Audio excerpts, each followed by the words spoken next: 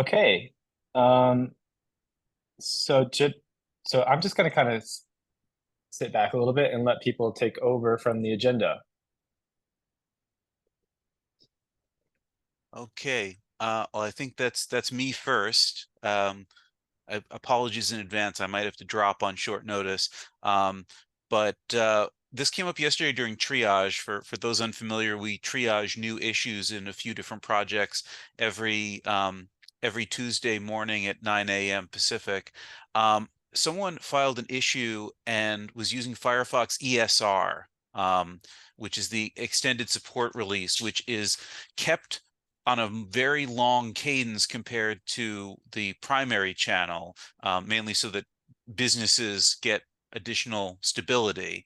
Um, and our documentation just says we support the most recent version of Firefox, Chrome, Safari.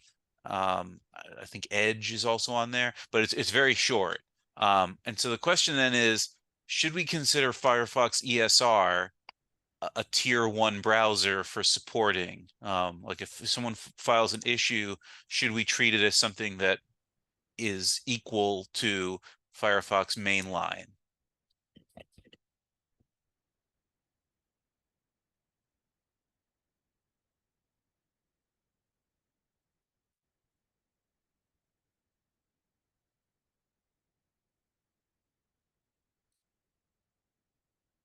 Does anyone else use Firefox ESR at work or in their organization?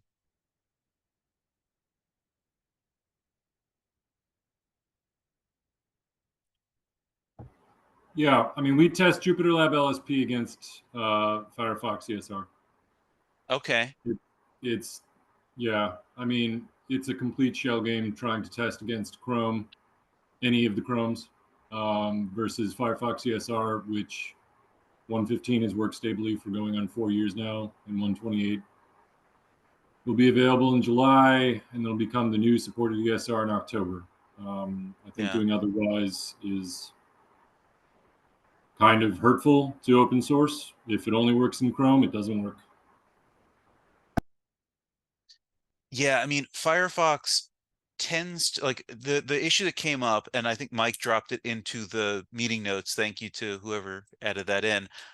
Was that we're using a CSS directive that works in the newest mainline release of Firefox, but not yet in the ESR release because they just haven't released that yet in the long term, the ESR cadence. Um, and there are potential workarounds, but the workaround that the person who opened the issue used was to just not upgrade JupyterLab, which I also dropped into the notes that we talked about this a while back, and I think I started this discussion, but I believe it's still open, which is should we have a long-term support version of JupyterLab? Because that might kind of solve the issue itself, which is that if your organization wants a long-term support cadence, then and you've chosen Firefox ESR, staying on JupyterLab long-term support could be suitable for you. But that also creates a kind of burden on us as maintainers because now we have to cut, more releases. We have to maintain more channels. I would say that this proposal makes more sense. And in particular, I don't think that we should be slowing down our development by waiting on the support to trickle down to versions which were released half a year ago, and especially Firefox. I think Firefox is on a 42-week cadence, I remember seeing. Enterprise. I was looking at this yesterday because we were talking about it a lot during the ESR for Firefox receives major updates on average every 42 weeks, with minor updates such as crash fixes, security fixes, and policy updates, but at least every 4 weeks. So minor releases roughly every month, and major releases every roughly 10 months. So we typically, if you're using Firefox ESR, you're close to a year behind on major, and I assume that like CSS rule updates are considered major updates, not patch releases. So what I mentioned yesterday during the triage is, I think it is fair to accept pull requests to fix bugs which affect ESR on the latest versions, but not necessarily to block new future releases based on that something doesn't work in ESR, because the ESR will be finally upgraded to the version which currently is the main one and in which it works.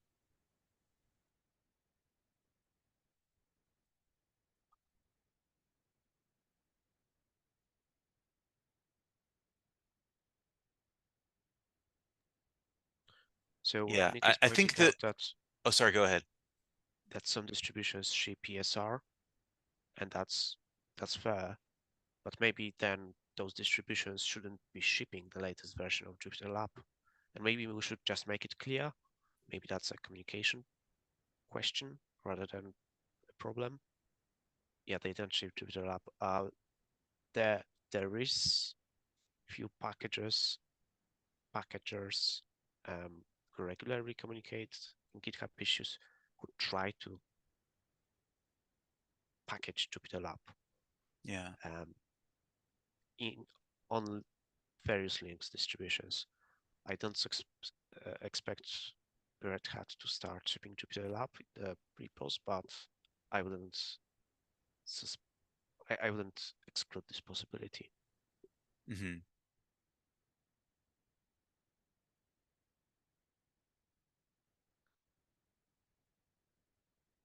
Yeah, I mean, something else we were talking about is testing, because continuous integration, we test, I think, a couple of different, I think it varies based on packages, but we test a couple of different browser configurations.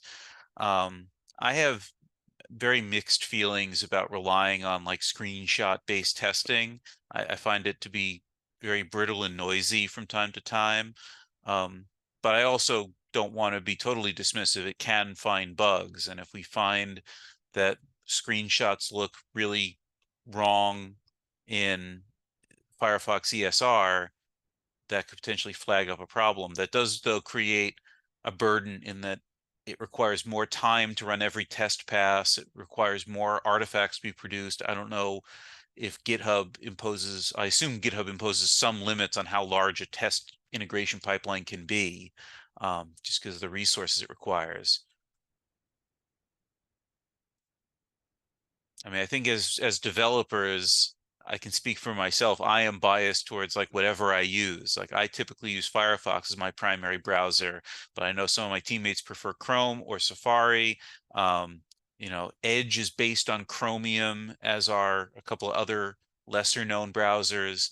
Although WebKit, despite being used in Safari, is not consistent with everything else that uses WebKit or its derivatives.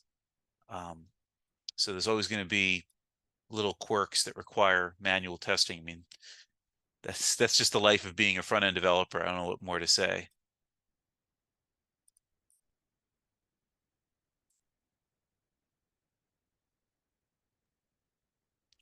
So Lumino, which is the package which is used across JupyterLab and other applications as well, is tested with real browsers, with Chrome, with WebKit, with Firefox.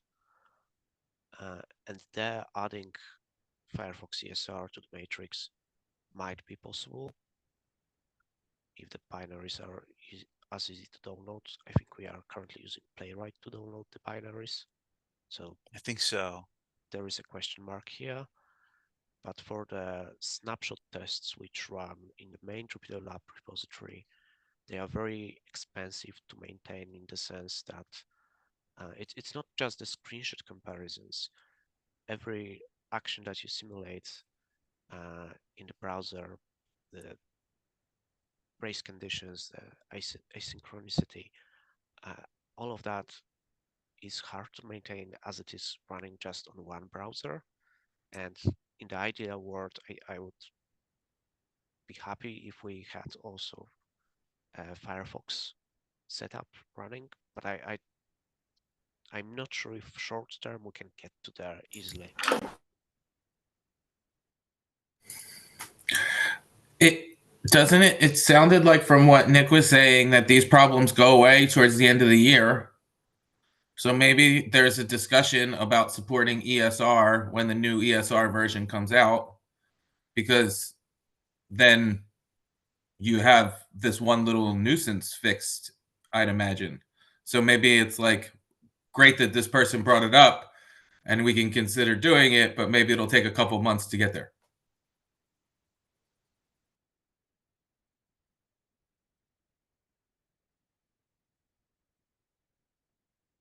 Yeah, you're never going to get an ESR from the other evergreens because it's not in their interest to do so.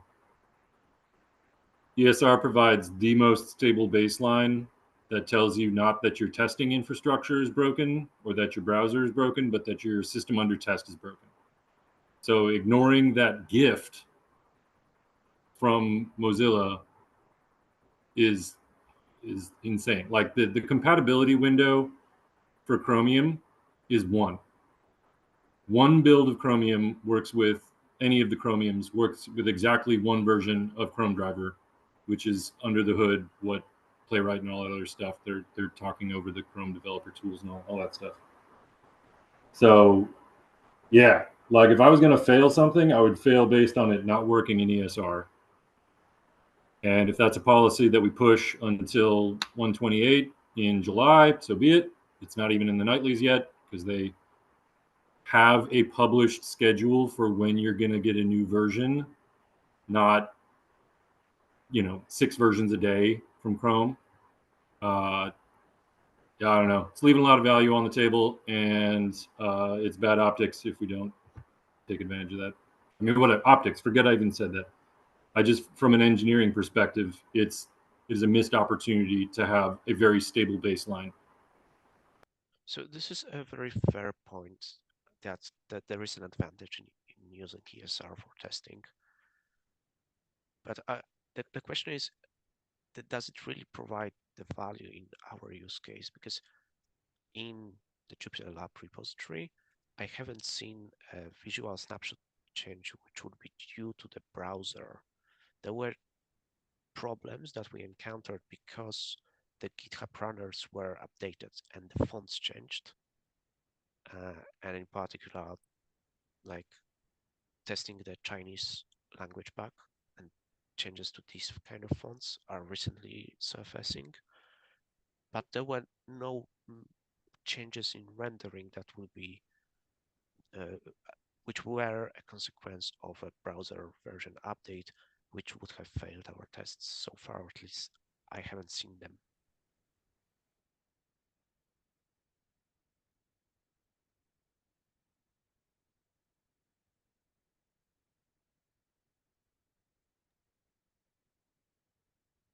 And some of that might be, in fact, resolved by a pull request, which is proposing to move to Docker for running these tests, where the fonts would be managed. I'm not sure what's the state of that pull request.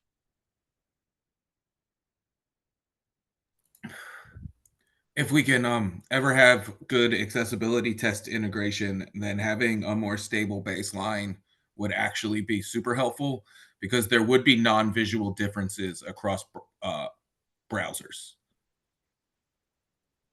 So if the visual, even if the visual is the same, there still might be some like updates as assistive technology is changing and stuff, right?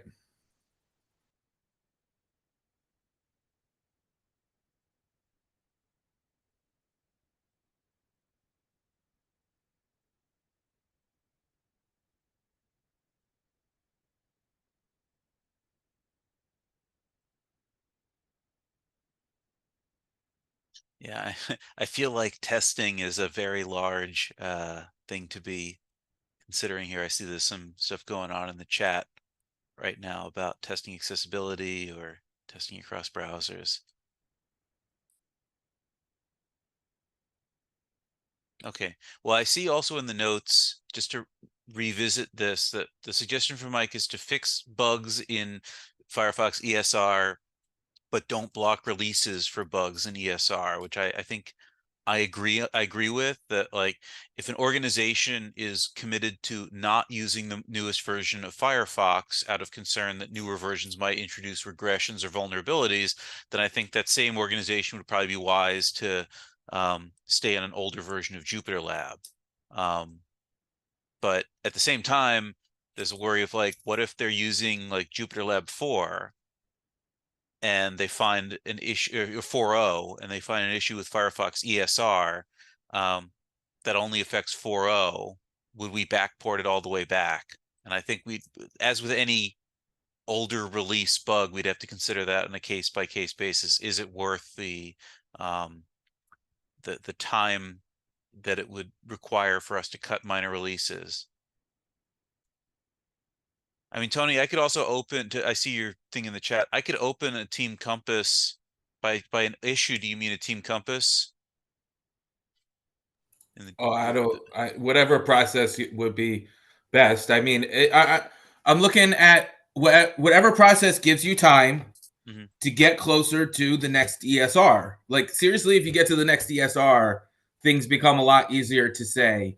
And like the stability right now with AI and all that kind of stuff making its way into software systems would be a big benefit. Yeah,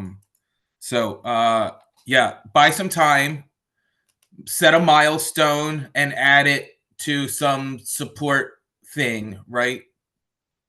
I don't know who needs to be involved with that. Okay.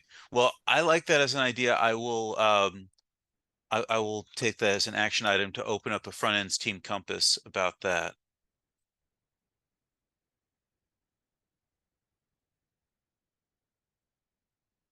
And even if we don't say we support Firefox ESR, clarifying like what we mean by the newest version of Firefox and our philosophy about bugs affecting ESR would be good.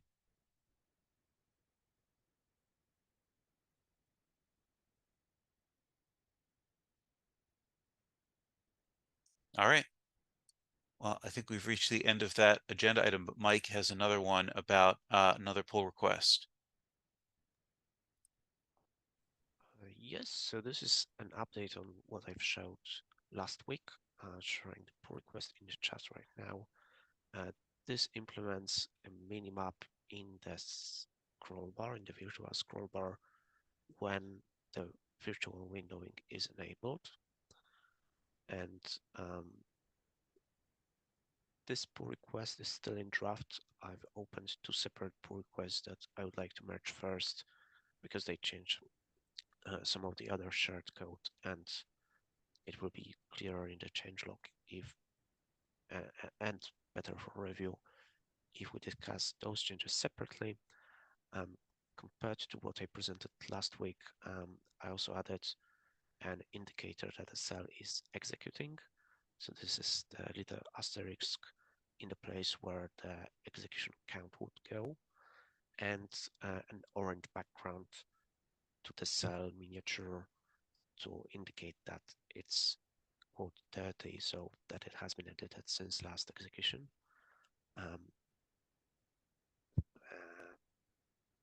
And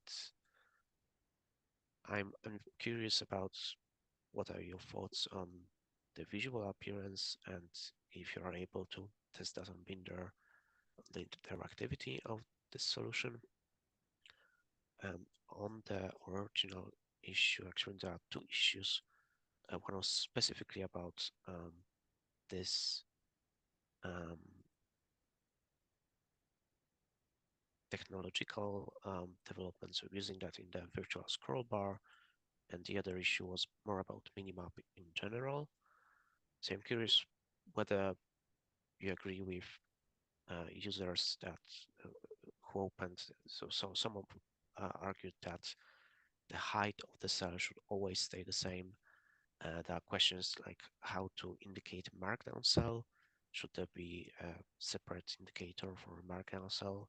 Should we ever use the index of the cell in addition to the execution count? Should there be more information available on hover, for example, in the title? And whether anything should be configurable there. That's a question which has a spectrum of answers, going from no, that's a fine default, and we would consider merging that through let's keep the previous behavior. So the previous behavior was just a scroll bar which had cell indices and constant height cells throughout, through to having different options or making that an entry point for plugins, for other extensions to swap out the plugin which would provide that. But yeah, that's a lot of questions, and I'm really interested, like, what you people think about this.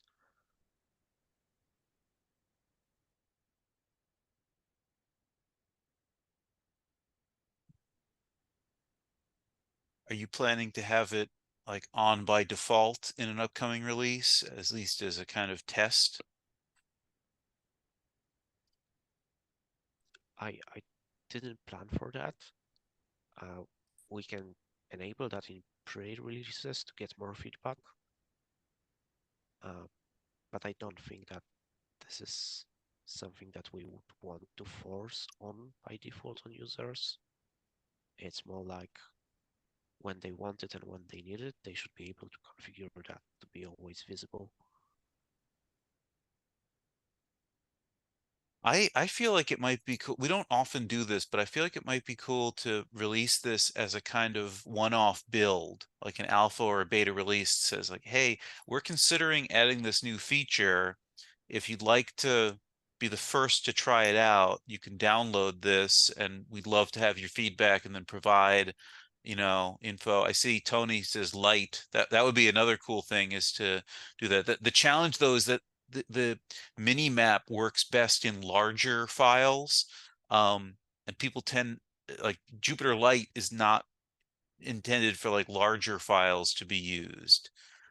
Like, we really want people to try this, people who use Jupyter in education, for example, with a larger notebook, to be able to jump around in the notebook. Yeah. And another design question is, so currently it doesn't show the headings, and headings is what I typically use to navigate in large notebooks, but there is also a table of contents in the sidebar. So maybe it doesn't need to show the headings, or maybe some form of indication would be useful. So yeah, I like this idea of let's merge and release a pre-release, and worst case scenario, if there is negative feedback and people don't like it, we can revert that. Best case scenario, there is lots of feedback and we can iterate and adjust that to what users think is most important. I personally would still need to use that a lot more to get a good feeling of what I need and what additional indicators might be needed.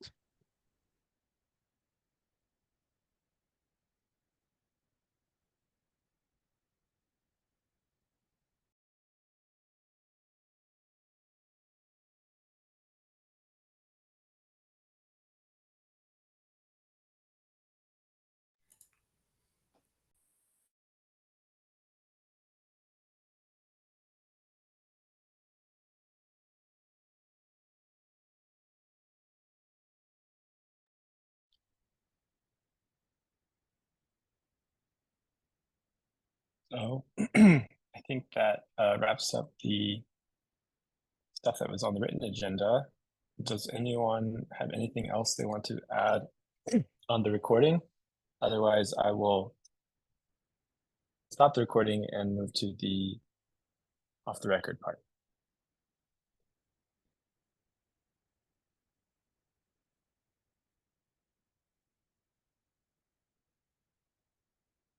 Okay. So stopping the recording now.